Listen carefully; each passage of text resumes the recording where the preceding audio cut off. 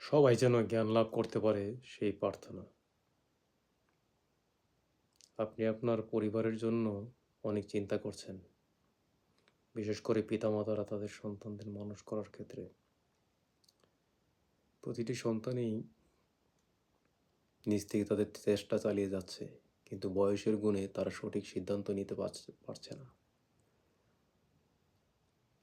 বয়স একটা কারণ। সবার সব চিন্তা করার ক্ষমতা থাকে না। কম বয়সে সাধারণতই দুষ্টুমি, খেলাধুলা বা বাজে কাজের দিকে আকর্ষণটা বেশি থাকে। তাই আপনি পিতামাতা হিসেবে যতই মঙ্গল চান না কেন, শুধু খাদ্য, বস্ত্র, টিচার দিয়ে আপনার সন্তানকে মানুষ করতে পারবেন না। কারণ দেহটা বাইরের একটা অংশ মাত্র। সে নিয়ন্ত্রিত হচ্ছে তার মন দ্বারা। তাই মন নিয়ন্ত্রণের জন্য প্রয়োজন জ্ঞান। সেই জ্ঞানগুলো হতে পারে কোনো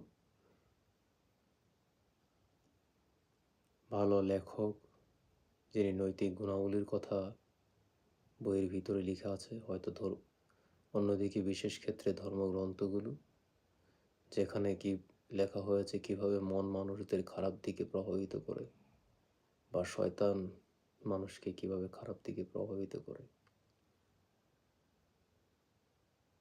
তাই দেহের খাদ্যের কথা যেভাবে চিন্তা করে বাচ্চাদের ৩ বেলা খাওয়াচ্ছেন, তার থেকেও বেশি প্রয়োজন তাদের মন নিয়ন্ত্রণের খাবারটা ৩ বেলা দেওয়া।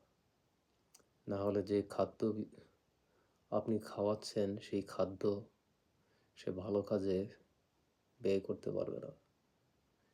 সেই কাজটাকে, সেই খাদ্য দ্বারা যে শক্তি সে অর্জন করে মনের কুপ্রভাবের ফলে সে শক্তিকে খারাপ দিকে প্রভাবিত করবে।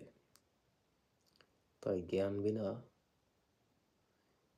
আপনার সন্তানকে আপনি যতই পড়ালেখা করান, হয়তো রেজাল্ট ভালো আসবে, যে কোনো সময় অধঃপতন হতে একটুও সময় লাগবে না।